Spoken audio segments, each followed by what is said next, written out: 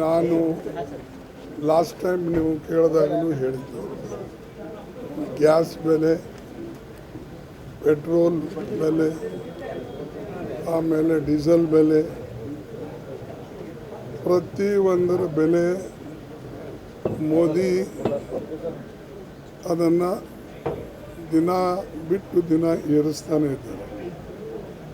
ಬಹುಶಃ ಅವರಿಗೆ ದೇಶದ ಬಗ್ಗೆ ಕಾಳಜಿ ಇಲ್ಲ ಮತ್ತು ಜನ ಏನು ನಂಬಿಕೆ ಇಟ್ಟು ಅವರಿಗೆ ಓಟ್ ಕೊಟ್ಟು ಆರಿಸಿ ತಂದು ಸರ್ಕಾರ ಮಾಡಿತ್ತು, ಅವಕಾಶ ಮಾಡಿಕೊಟ್ಟಿತ್ತು, ಅದನ್ನು ಇವತ್ತು ಆ ವಿಶ್ವಾಸವನ್ನು ಕಳೆದುಕೊಂಡಿದ್ದಾರೆ ಮತ್ತು ಕೇವಲ ಮಾತಿನಿಂದನೇ ಪ್ರತಿಯೊಬ್ಬರಿಗೂ ಕೂಡ ಕನ್ವಿನ್ಸ್ ಮಾಡ್ತಕ್ಕಂಥ ಪ್ರಯತ್ನ ಮಾಡ್ತಾರೆ.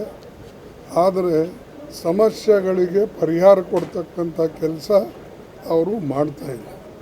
ಪ್ರತಿಯೊಂದಕ್ಕೂ ಕೂಡ ಅಪೋಸಿಷನ್ ಬೈಯೋದು ಅಥವಾ ಅಪೋಸಿಷನ್ದವರು ಯಾರೂ ಕೂಡ ಇವು ದೇಶಕ್ಕೆ ಹೆಲ್ಪ್ ಮಾಡ್ತಾ ಇಲ್ಲ ಅಥವಾ ನಮಗೆ ಸಹಾಯ ಮಾಡ್ತಾ ಇಲ್ಲ ನಮ್ಮ ಡೆವಲಪ್ಮೆಂಟ್ನಲ್ಲಿ, ಇಂಥ ಮಾತುಗಳು ಹೇಳ್ತಾ ಇದ್ದಾರೆ. ಅಪೋಸಿಷನ್ ಅಂತೂ ಯಾವಾಗಲೂ ದೇಶದ ಬಗ್ಗೆ, ಜನರ ಬಗ್ಗೆ ಚಿಂತೆ ಮಾಡಿ ಏನು ತನ್ನ ಕೈಯಿಂದ ಆಗಬೇಕು ಅದು ಎಲ್ಲ ಕೂಡ ಮಾಡ್ತಾಯಿದೆ.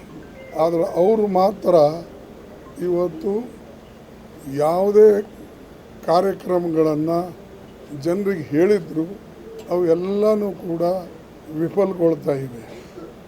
ಈವನ್ ರೂಪಾಯಿ ಬೆಲೆ ಕಡಿಮೆ ಆಗ್ತಾಯಿದೆ, ದಿನಕ್ಕೆ ದಿನ ಇನ್ಫ್ಲೇಷನ್ ಏರ್ತಾ ಇದೆ. ನಾನು ಮೊದಲೇ ಹೇಳಿದ್ದೆ, ಎಂಪ್ಲಾಯ್ಮೆಂಟು ಕೂಡ ಅವರು ಅನ್ಎಂಪ್ಲಾಯ್ಮೆಂಟ್ ಇವತ್ತು ವಿದ್ಯಾರ್ಥಿಗಳು ಎಷ್ಟಿದ್ದಾರೋ, ಜನ ಇದ್ದಾರೋ, ನಾಗರಿಕ ಅವ್ರ ಬಗ್ಗೆನೂ ಅವ್ರ ಕಾಳಜಿ ಇಲ್ಲ.